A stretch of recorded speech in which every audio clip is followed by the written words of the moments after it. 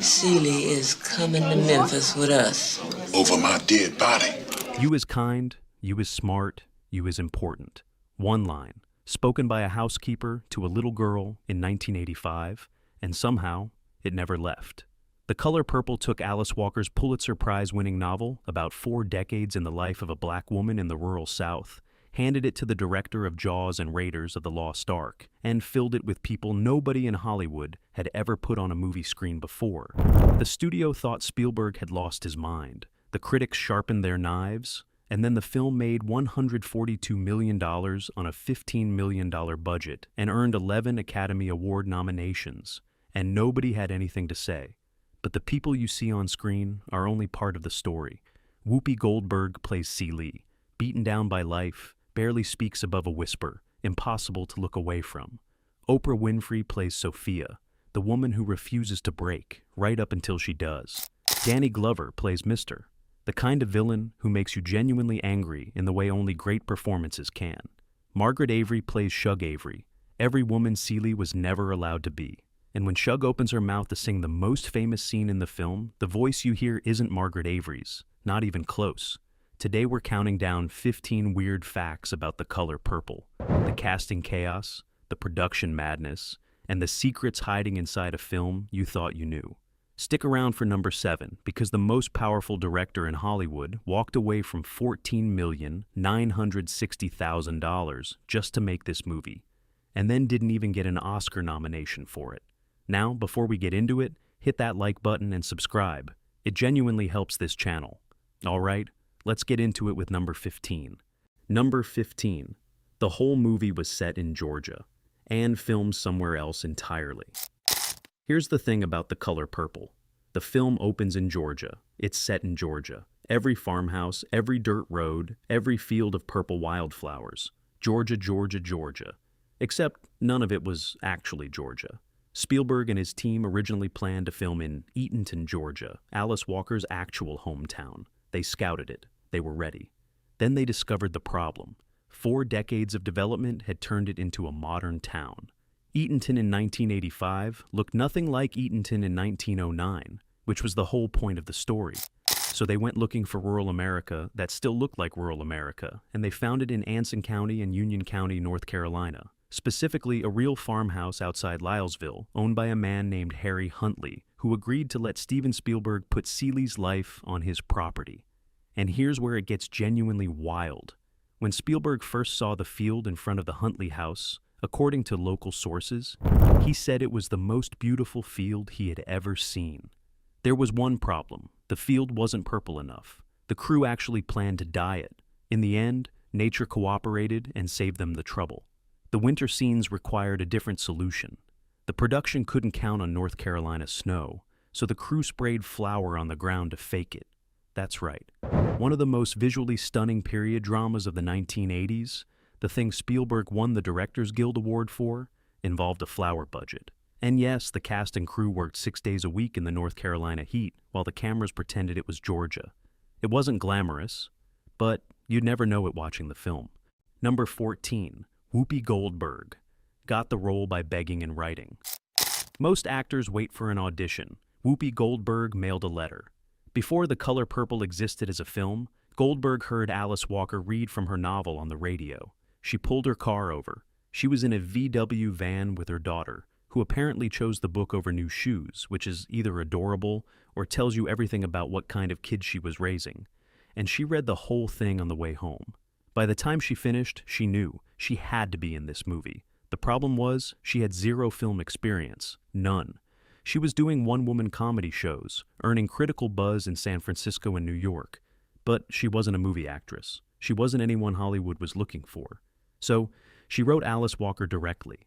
Her pitch, by her own account: I would play any character. I would play dirt on the floor. I would be a screen door. Walker already knew who she was. She'd seen Goldberg's one-woman show in San Francisco and had already mentioned her name to Spielberg. When Walker received the letter, there was apparently already a purple envelope waiting for Goldberg at her mother's house. Walker's note said she already knew her, had seen her shows, had already passed her name along. And here's the audition. When Goldberg was invited to perform for Spielberg, she flew to Los Angeles and was brought to his theater at the Amblin offices on Universal's back lot. She peeked out from behind the curtain and froze. The room was packed. Quincy Jones, Michael Jackson, Lionel Richie, Alice Walker, all sitting there watching. Goldberg told Howard Stern later, "I just felt like, I hope I'm good, because all those people, including Steven, were people who I had always dreamed about." She didn't perform a dramatic monologue. She did her stand-up act, including a bit where a stoned E.T. gets arrested for possession, in front of Spielberg, who directed E.T. She nailed it. Spielberg told her he knew she was Celie, probably before you took your 15th breath. Number 13. Quincy Jones spotted Oprah on TV and decided she was Sophia on the spot. Oprah Winfrey prayed to be in the color purple, not metaphorically. She was on her knees, genuinely asking God to find her a way into the movie. She told this story at Essence Festival years later, and the audience went absolutely silent. She had read Walker's novel. She was obsessed with it. When she heard it was becoming a film, she said she would have taken any role. Best girl, water carrier, anything. She wasn't even on Hollywood's radar. Quincy Jones was visiting Chicago on a trip. He flipped on the TV in his hotel room. There was Oprah. He didn't know who she was, but he immediately called casting director Reuben Cannon and said, without having seen her act a single scene, "I found Sophia. I don't know who she is, but that's Sophia." Cannon brought her in to audition. She nailed it. Jones later told NBC News, "She tore it up. Every mood, kaleidoscopic characterization, it all came out. And it was improvised. Then she waited. 3 months, nothing." So she called Cannon herself, which turned out to be a catastrophic move. He told her very directly that she did not call him. He called her. And that there were real actresses who had auditioned for this part. She hung up and cried. Convinced her weight had cost her the role, she checked herself into a weight loss retreat and started drinking green juice. She was 2 weeks in when Spielberg's people called with the news that she had the part. She left the retreat so fast, she barely packed. She made one stop on the way home, Dairy Queen, which honestly is the correct response. Number 12, Alice Walker agreed to sell the rights, but she had terms. Alice Walker did not want Hollywood anywhere near her novel. She had watched what the film industry did to black stories and black women for decades, and she wasn't interested in being next. She agreed to sell the rights to producers John Peters and Peter Guber only after consulting with friends and deciding that the best way to change representation was to work from inside the machine. But she didn't just hand over the book and walk away. She arrived with conditions. Walker stipulated that she would serve as a consultant on the film throughout production. She also demanded that at least half of the production crew be African American, female, or people of the third world. In 1985, on a major studio picture for a director who had never worked on anything close to this territory, the studio agreed, and Walker showed up. She was on set regularly while Spielberg was filming, watching what he was doing with her characters. The place where they diverged came during production itself. Walker attended the rushes at the end of each filming day and was reportedly horrified with what she saw, especially what she described as the Oklahoma-type opening scene. She thought Spielberg had softened and sweetened her story into something unrecognizable. Then came the premiere. The audience responded so powerfully, so viscerally, that Walker changed her mind on the spot. She later told interviewers she now liked the film, but considered it a different story from the one in her book. Number 11. Tina Turner said no, because Shug Avery hit too close to home. Spielberg and Quincy Jones didn't start with Margaret Avery for Shug. They went to someone whose own life had already written the character. They went to Tina Turner. At the time, Turner was in the middle of one of the great personal and professional comebacks in American entertainment history. She'd rebuilt herself from scratch after leaving Ike Turner, released What's Love Got to Do with It, and was selling out arenas. She had the musical credibility, the presence, and the raw survival story to make Shug Avery feel completely real. She passed. Her reason? The role was too close to her actual life. Shug Avery had survived a volatile relationship with a controlling man and found herself through her music and her freedom. Tina Turner had just finished living that. She had no interest in performing it for an audience's entertainment. What she wanted were warrior roles, physical, action. She wanted parts like Terminator and Alien, women who drive the machines and do the fighting. She turned down Shug Avery and took Anti-Entity and Mad Max Beyond Thunderdome instead. A post-apocalyptic queen ruling a wasteland with an iron fist. Her soundtrack song won a Grammy. Margaret Avery's Shug earned an Oscar nomination. Both women chose the right role for them. Number 10. The Voice You Hear. When Shug Avery sings isn't Margaret Avery. The most emotionally powerful scene in The Color Purple is the one in the juke joint. Shug Avery steps to the microphone, turns to Celie in the crowd, and sings Miss Celie's Blues directly to her. The whole theater goes quiet.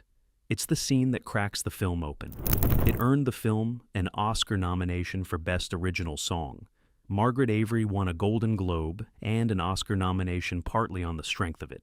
That voice is not Margaret Avery's. Every note you hear belongs to Tata Vega, a session vocalist from Queens, New York, who had spent years singing backup for Michael Jackson, Madonna, Ray Charles, and Stevie Wonder. Quincy Jones brought her in to dub all of Shug's musical performances.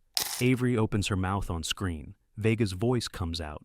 The entire musical identity of the character, the thing that makes Shug Avery electric, dangerous, and free, was performed by a woman who is never on camera. This was not unusual for the era, but consider the full chain of events. Spielberg spent months trying to cast an actual famous singer in the role.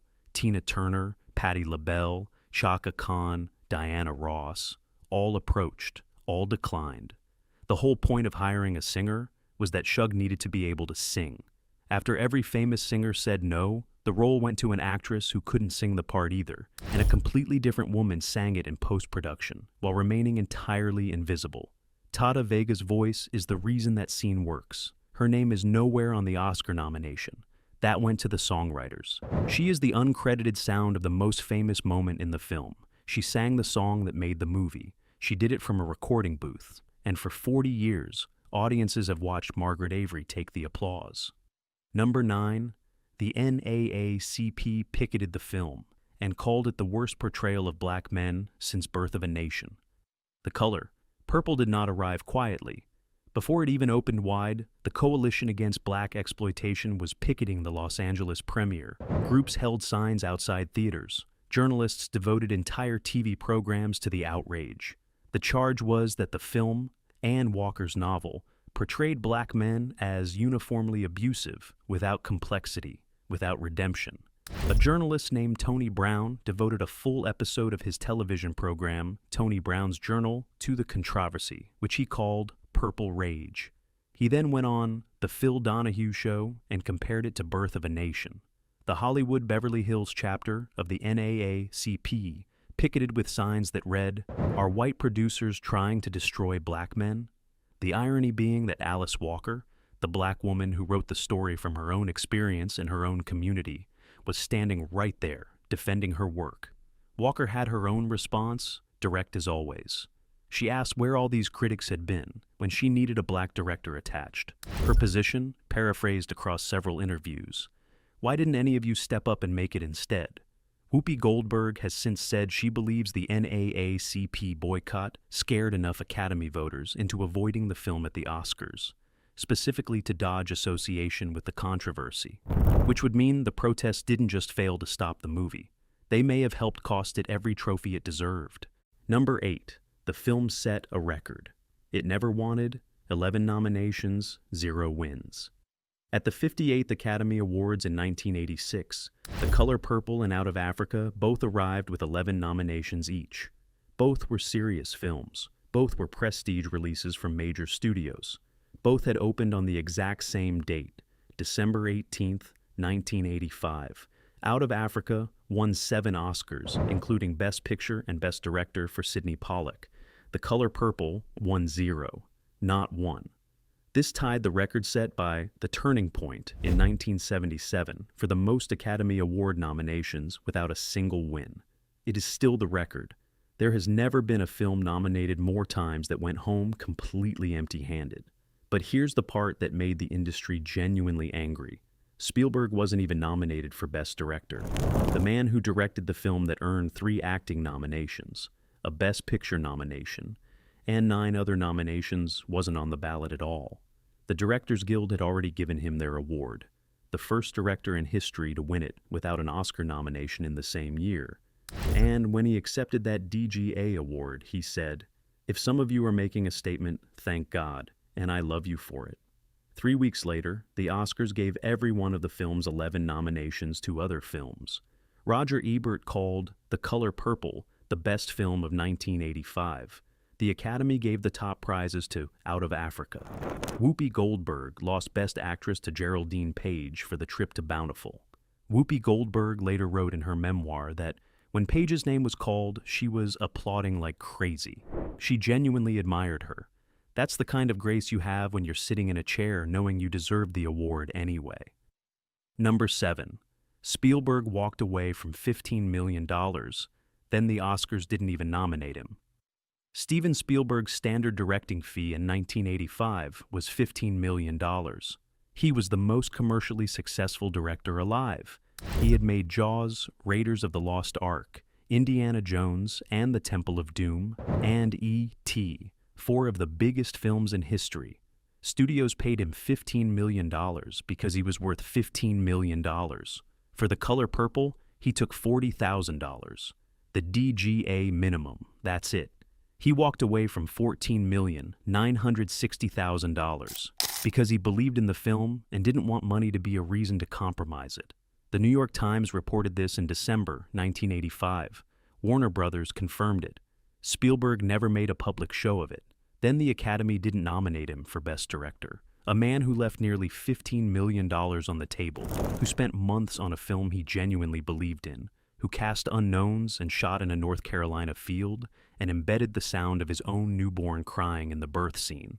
And the Academy looked at that film's 11 nominations and left his name off the ballot entirely.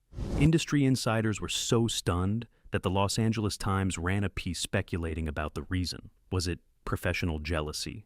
A computer error in the Price-Waterhouse vote counting? Were voters swayed by the film's negative press? Nobody could agree. The Academy said nothing. The Directors Guild gave him their top prize. He accepted it quietly and said from the stage that he hoped his peers were making a statement. Number 6. Danny Glover's grandmother tried to come after him with a switch. Danny Glover today is a Hollywood legend. In 1985, he was still building his resume. Witness and Silverado came out the same year as The Color Purple, and his earlier credits were small. He was not yet the name that would anchor the Lethal Weapon franchise. He was a working actor, not a star. His grandmother watched the film when it came out on home video. She walked out, Glover later recalled at the cast reunion, absolutely furious. With him. Not with the character. With Danny. She was around 92, he said, and made clear she felt he knew better than to behave that way, and that a switch might be appropriate. A 92-year-old woman going after a movie star because he played a fictional abuser so convincingly she forgot it was fiction. That's a performance. Glover himself described the film as transformative. He acknowledged some scenes remained difficult to watch, but also said he understood immediately that the people around him were extraordinary. Of Goldberg, he said she was someone whose talent was obvious from day one. Of Oprah, he believed she was already on the path she eventually walked. The color. Purple accelerated it, but it didn't create it. That's a generous reading. But the film didn't hurt either of them. Glover walked out of North Carolina, having convinced a 92-year-old woman he was genuinely evil. Mission accomplished. Number 5. Oprah's Oscar night dress left a permanent scar on her neck. Oprah Winfrey arrived at the 1986 Academy Awards as a first-time nominee with no idea what she was doing. She had never attended anything like this. She was 3 months into hosting her own talk show. She was, by her own description, making it up as she went along. She got a gown, white satin, long sleeves, with an ornate beaded collar. She did not get it fitted beforehand. She did not know you were supposed to get it fitted beforehand. According to Gayle King, who was there that night, the dress had been too big the day before the ceremony, so a tailor came and took it in. He made it too small. They discovered this an hour before the show, but the collar was the real problem. That beaded collar weighed 12 pounds. Oprah sat down in her seat in the auditorium, and the collar pulled at her skin and would not stop. She spent the entire evening quietly pulling it away from her neck so she could breathe. She told Stephen Colbert in April 2026. When I went to sit back in the chair, it choked me. I ended the night with a scar on my neck. I'm not kidding. A scar she still has today. Number 4. The most iconic scene in the film took 3 days, and the cast showed up hungover. The cast of The Color Purple worked 6 days a week. On their one night off, according to Danny Glover's own account at the 2010 cast reunion on Oprah's show, they went out. The night before the crew was scheduled to shoot the dinner table scene, the emotional centerpiece of the entire film, was no exception. Glover's description of that morning was simple. They had all been out the night before, celebrating their one day off, and arrived on set in no condition to shoot anything serious. Adolph Caesar, who played Mister's father, Old Mister, made it onto set. His teeth, however, did not. He had left them at the hotel. Spielberg arrived to find his cast in this condition and, according to Glover, was visibly baffled. Steven was kind of saying, "What is going on here?" It took 3 days to shoot that scene. By day 3, Oprah said, the prop ham on the table had gone sour. Nobody wanted to look at it. But here's what nobody in the audience ever knew.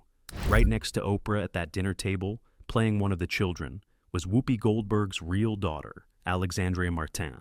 She was 11 years old. The child sitting next to Sophia as the scene slowly curdled over 3 filming days was the actual daughter of the actress playing Celie. Spielberg also stopped the scene mid-take and asked Oprah, who had never acted in a film before this one, to express in character exactly how she felt the day she saw Celie in the store as Miss Millie's maid. What came out of that prompt is the speech every fan quotes. It was entirely improvised. Oprah later called it the hardest scene in the movie for all the actors. She wasn't wrong. Number 3, the purple field was almost dyed, because nature wasn't purple enough. The image most people carry from The Color Purple is that field, the long shot of wildflowers catching the light, the colors so saturated they look almost painted. It's the visual signature of the entire film, and it nearly didn't look that way. The field in front of the Huntley farmhouse was not purple enough. It had wildflowers, yes, but not the density or the saturation the director had in mind. The crew's solution was to dye it. They were genuinely prepared to spray an entire North Carolina meadow purple. According to local accounts, including from Don Scarborough, a real estate broker who worked as an extra on the film, nature eventually cooperated and the plan was abandoned. The field became what it needed to be. Scarborough also recalled how the production handled winter scenes in a landscape where real winter wasn't guaranteed. Crew members spread flour across the ground to simulate snow. The same cinematographic instinct that was going to dye a meadow purple was prepared to flower an entire field to white. Alan Davio, the cinematographer, shot all of it. The North Carolina fields, the flower snow, the farmhouse sets built specifically for the camera. The result looked so authentic that audiences assumed it was Georgia. Number 2, Spielberg missed filming the birth scene because he was at an actual birth. During the summer of 1985 in North Carolina, something happened that no one could have planned. Steven Spielberg's first child was born. The timing was something else entirely. The day his baby arrived, Spielberg was on set preparing to film the opening sequence, the scene where young Celie gives birth. He was pulled away suddenly. He left. His assistant director stepped in and filmed the scene without him. Spielberg missed directing his fictional birth scene because he was at the real birth of his child. And then he did something that belongs in a different category entirely. He recorded his newborn crying, his actual hours-old baby, and placed those sounds on the soundtrack of the very scene he'd missed directing. The birth of Celie's child, immediately followed by that child being taken from her. The sound of new life arriving into loss. That's Spielberg's own baby. Nobody in the theater in December 1985 knew what they were hearing. Most people watching it now still don't. It's there, a real child's voice, placed by his father inside one of cinema's most painful scenes. Some coincidences are too precise to waste. Number 1, the girl who played young. Celie was spotted at an open casting call and had never acted before.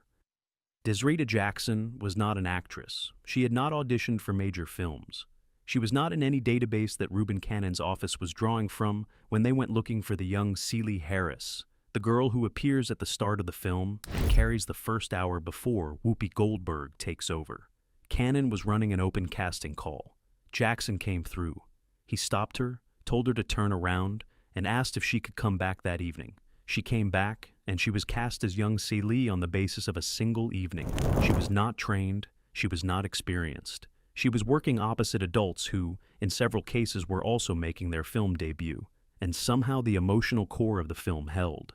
But Jackson wasn't the only unknown on set. Akosua Busia, the actress who played Nettie, Celie's beloved sister, the second most important character in the film, had her own story. She had begged casting director Cannon to let her read, and he initially refused, saying she was too young for the part he was considering. Then he called her back and asked her to read the novel. She did so overnight. She got the role. What nobody in the audience knew, Akosua Busia wasn't just an actress. She was, and is, a real Ghanaian princess. Not a stage name, not a character, an actual member of the Ghanaian royal family.